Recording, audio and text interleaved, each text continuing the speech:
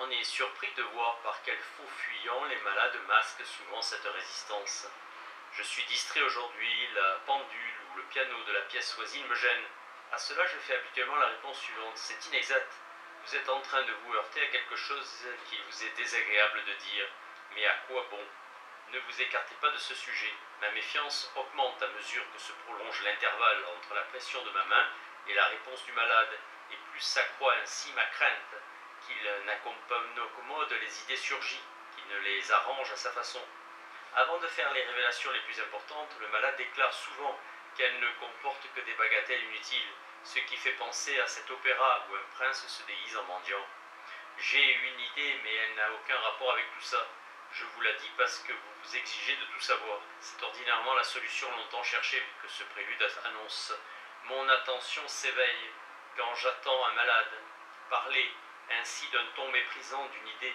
Le fait que les représentations pathogènes paraissent aussi peu importantes au moment de leur réapparition est l'indice d'une défense réussie. On voit par là de quelle façon s'est déroulé le processus défensif. Il avait pour tâche de transformer une représentation puissante en représentation faible, à lui arracher tout affect. On reconnaît ainsi le souvenir pathogène au fait que le malade, tout en le citant avec répugnance, le minimise en le qualifiant d'insignifiant. Dans certains cas, le malade cherche même, lors du retour de cette réminiscence, à la nier. Je viens d'avoir une idée, mais c'est certainement vous qui me l'avez suggérée. Ou encore, je sais bien quelle réponse vous voulez obtenir. Vous croyez sûrement que j'ai pensé à ceci ou à cela. Une façon particulièrement intelligente de nier consiste à dire: c'est vrai, une idée m'est venue, mais il me semble bien que c'est moi qui ai volontairement voulu l'ajouter. Je ne crois pas qu'il s'agisse d'une idée réapparue. Dans tous ces cas, je maintiens imperturbablement mes affirmations et n'accepte aucune de ces distinctions. J'explique aux patients qu'il ne s'agit là que d'apparence et de prétexte, dont la résistance se sert pour s'opposer au retour d'un souvenir que nous devons bien reconnaître en dépit de tout. Le retour des images nous donne généralement moins de peine que celui des idées. L'analyste a moins de difficultés à ce point de vue avec les hystériques, qui sont le plus souvent des visuels, qu'avec les obsédés. Lorsqu'une image a réapparu dans le souvenir, le sujet déclare parfois qu'elle s'effrite et devient indistincte à mesure qu'il en poursuit la description. Tout se passe quand il transpose la vision en mots, comme s'il procédait à un déblaiement. L'image mnémonique elle-même fournit l'orientation, indique dans quelle direction le travail devra s'engager. Regardez encore une fois l'image a-t-elle disparu? Dans son ensemble, oui, mais je vois encore un détail. C'est alors qu'il doit avoir son importance. Ou vous apercevrez encore quelque chose de nouveau, ou ce qui reste vous suggérera une idée. Une fois le travail terminé, le champ visuel redevient libre, et l'on peut évoquer une autre image. Mais parfois, la même image continue opiniâtrement à se présenter à la vue intérieure du malade, bien qu'il ait déjà décrite. C'est alors pour moi l'indice que le malade a encore quelque chose d'important à me dire à propos de cette image. Dès qu'il l'a révélée, l'image disparaît à la manière d'un fantôme racheté qui trouve enfin le repos. Il importe naturellement, pour que l'analyse puisse se poursuivre, que le praticien ne se trouve jamais en défaut. Sinon, il dépendrait de ce que le malade jugerait bon de révéler. C'est pourquoi il est rassurant de savoir que le procédé par pression ne connaît pas d'échec, à l'exception d'un seul cas dont je parlerai plus tard. Toutefois, je tiens dès maintenant à faire observer à propos de ce dernier qu'il comporte la présence d'un motif particulier de résistance. Le procédé peut évidemment être quelquefois utilisé dans des conditions où rien ne peut être mis au jour. Ainsi, on peut interroger le patient sur l'étiologie déjà connue d'un symptôme alors que celle-ci est déjà dépassée, ou bien rechercher la généalogie psychique d'un symptôme, d'une douleur par exemple, alors qu'il s'agit en réalité d'une douleur physique. En pareil cas, le malade prétend qu'aucune idée ne lui est venue, et cette fois il a raison.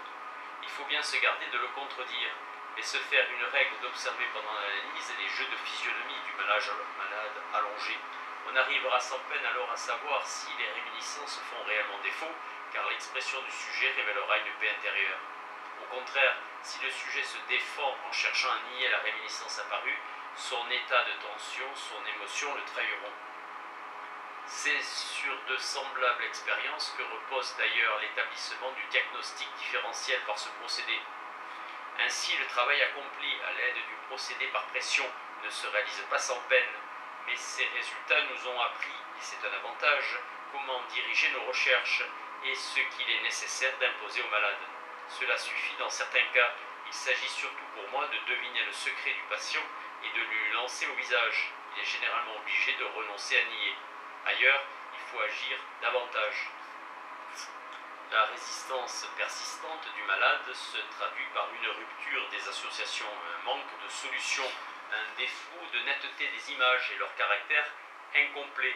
Quand parvenu à un stade plus avancé de l'analyse, on jette un coup d'œil en arrière. On s'étonne de constater que les idées, les scènes que l'on avait arrachées au malade à l'aide du procédé par pression étaient toutes tronquées. C'était justement l'essentiel qui y faisait défaut, et c'est pour cette raison que les rapports, les personnes, le thème ou l'image restaient incompréhensibles. Je citerai un ou deux exemples des effets de cette censure lors de la première apparition des souvenirs pathogènes. Le malade, par exemple, voit un buste féminin voilé, mais dont le voilage, comme par négligence, présente un trou. Bien plus tard, il ajoute une tête à ce torse, faisant ainsi connaître une certaine personne, une certaine relation. Ou encore il raconte un souvenir d'enfance relatif à deux gamins dont la description physique reste vague, mais qui avait la réputation d'être assez méchants. Ce ne fut qu'après de longs mois d'analyse et seulement lorsque de grands progrès se furent réalisés que le sujet revit cette réminiscence et s'y reconnut ainsi que son frère. De quels moyens dispose-t-on pour vaincre cette résistance prolongée ? Ces moyens peu nombreux sont presque toujours ceux que l'individu emploie pour exercer une influence morale quelconque.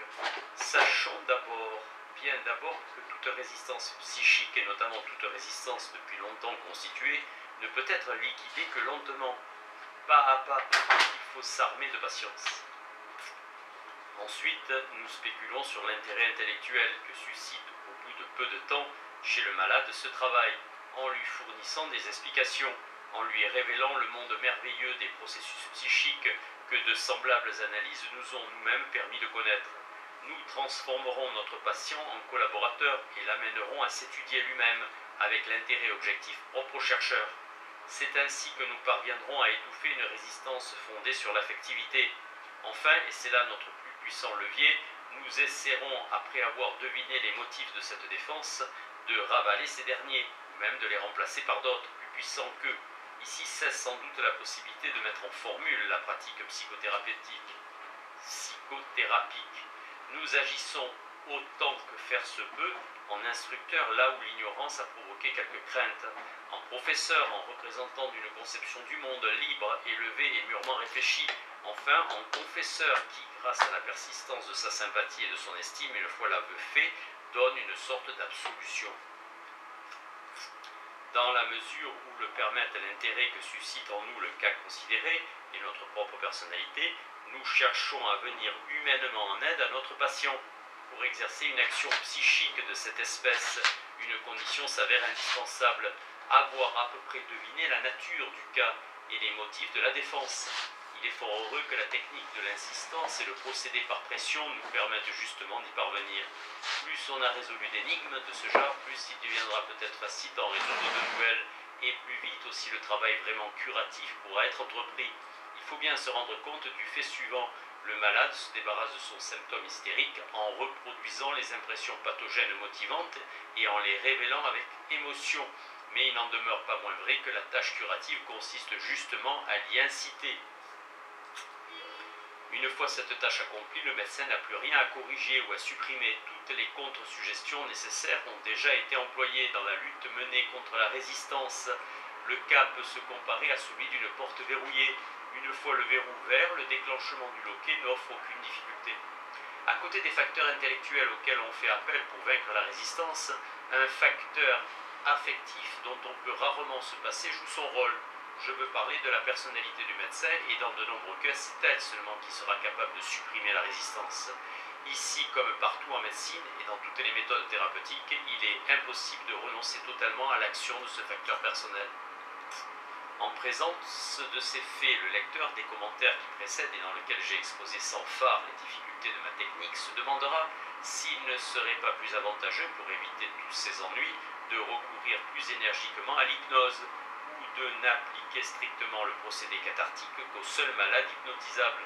Disons tout de suite que j'ai pris mes exemples parmi les cas les plus difficiles et que souvent le traitement s'applique avec bien moins de difficultés Je répondrai à la dernière question posée que le nombre des patients hypnotisables serait beaucoup trop faible pour ma capacité d'hypnotiseur. En ce qui concerne la première suggestion, je répliquerai que la résistance ne serait sans doute guère diminuée si l'on pratiquait une hypnose forcée. Le hasard a voulu que mes expériences à ce sujet fussent si peu nombreuses que je dois me borner à faire des hypothèses. Mais chaque fois que j'ai procédé à une cure cathartique, non par concentration mais avec le concours de l'hypnose, j'ai trouvé que le travail qui m'incombait ne s'en trouvait nullement diminué. J'ai récemment achevé un traitement de ce genre qui m'a permis de faire céder une paralysie hystérique de la jambe. La patiente tomba dans un état psychiquement très différent de l'état de veille et qui, au point de vue somatique, se manifestait par l'impossibilité où elle se trouvait d'ouvrir les yeux ou de se soulever avant que je lui ai dit « Maintenant, réveillez-vous ». Et pourtant, je ne me suis nulle part ailleurs heurté à autant de résistance. Je n'attribuais aucune importance à ces signes corporels qui d'ailleurs devinrent imperceptibles vers la fin du 10e mois de traitement. Les conditions dans lesquelles se pratiquait ce traitement n'avaient en rien modifié ces particularités, c'est-à-dire la possibilité pour le sujet de retrouver des souvenirs inconscients et d'entretenir avec le médecin les rapports propres à cette méthode. L'histoire de Madame Amy von N m'a, il est vrai, fourni l'occasion de décrire un traitement cathartique effectué en plein somnambulisme et où le rôle de la résistance était presque nul.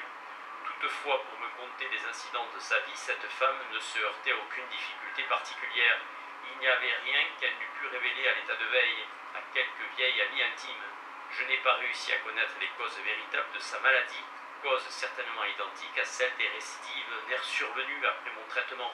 Il faut dire que c'était mon premier essai de ce traitement. L'unique fois où je lui soutirai une réminiscence légèrement teintée d'érotisme, la malade montra la même résistance et fit un récit aussi imprécis que n'importe quel autre de mes patients non somnambules. En exposant ce cas, j'ai déjà parlé des résistances qu'elle opposait, même en état de somnambulisme, à d'autres incitations et à d'autres propositions. D'ailleurs, je doute fort maintenant de l'efficacité de l'hypnose dans les cures cathartiques, après avoir constaté l'échec thérapeutique total de traitements où les malades se montraient parfaitement obéissants pendant le sommeil hypnotique. J'ai déjà brièvement relaté un cas de ce genre et je pourrais en citer d'autres.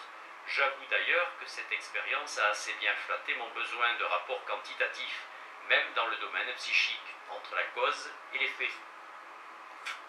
Dans l'exposé qui précède, j'ai poussé au premier plan l'idée de la résistance. J'ai montré comment nous étions amenés, au cours du travail thérapeutique, à trouver que l'hystérie se formait par suite du refoulement d'une idée intolérable et en tant que mesure de défense. La représentation refoulée demeure sous la forme d'une trace mnémonique faible, peu intense, et l'affect concomitant qui avait été arraché sert ensuite à une innervation somatique, c'est-à-dire à une conversion de l'émoi. La représentation devient alors, du fait même de son refoulement, la cause des symptômes morbides. Elle est donc pathogène. On a justement donné à l'hystérie, nantie de ce mécanisme psychique, le nom d'hystérie de défense. Nous avons maintes fois parlé, Breuer et moi-même, de deux autres sortes d'hystérie que nous avons qualifiées d'hystérie hypnoïde et d'hystérie de rétention. L'hystérie hypnoïde est la toute première que nous avons eu l'occasion d'étudier. Je ne saurais donner un meilleur exemple de cette maladie qu'en citant le premier cas de Breuer, celui d'Anao. Breuer a attribué à cette hystérie hypnoïde un mécanisme essentiellement différent de celui de la défense par conversion. En ce cas, la représentation deviendrait pathogène du fait que surgit au moment où le sujet se trouvait dans un état psychique particulier, elle reste dès le début en dehors du moi. Aucune force psychique n'a donc dû agir pour la maintenir hors du moi, et lorsqu'on cherche à l'y introduire en utilisant l'aide somnambulique, aucune résistance vient s'y opposer, et de fait, dans le cas d'Anao, nulle résistance n'est perceptible. J'attribue à cette distinction tant d'importance que je m'appuierai volontiers sur elle pour confirmer un diagnostic d'hystérie hypnoïde. Chose bizarre, je ne me suis jamais personnellement trouvé en face d'une hystérie hypnoïde vraie. Les cas que j'ai traités se sont mués en hystérie de défense. Certes, j'ai quelquefois eu affaire à des états isolés de conscience et qui, de ce fait, ne pouvaient être admis dans le moi. Parmi mes cas s'en trouvaient bien de semblables, mais alors je pouvais prouver que l'état soi-disant hypnoïde devait son isolement au fait qu'un groupe psychique, déjà auparavant scindé par la défense, était entré en jeu. Bref, je ne puis m'empêcher de soupçonner que les hystéries hypnoïdes et de défense ont quelque part une racine commune. et que c'est la défense qui est primaire. Toutefois, je ne saurais en décider. Mon opinion touchant l'hystérie de rétention est également incertaine. Ici encore, le travail thérapeutique ne devrait se heurter à aucune résistance. Dans un cas que je considérais comme une hystérie de rétention typique, j'escomptais une réussite aisée et sûre, mais je fus déçu. Quelques facilités offrit vraiment le travail. Je suppose donc, avec toute la réserve d'ici à l'ignorance, qu'au fin fond de l'hystérie de rétention gît un élément de défense et qui a transformé tout le processus en phénomène hystérique. Peut-être risquai-je, à cause de ma tendance à étendre le concept de défense sur tout l'ensemble de l'hystérie, de tomber dans le parti pris et l'erreur, mais c'est ce dont décideront, je l'espère, de nouvelles expériences.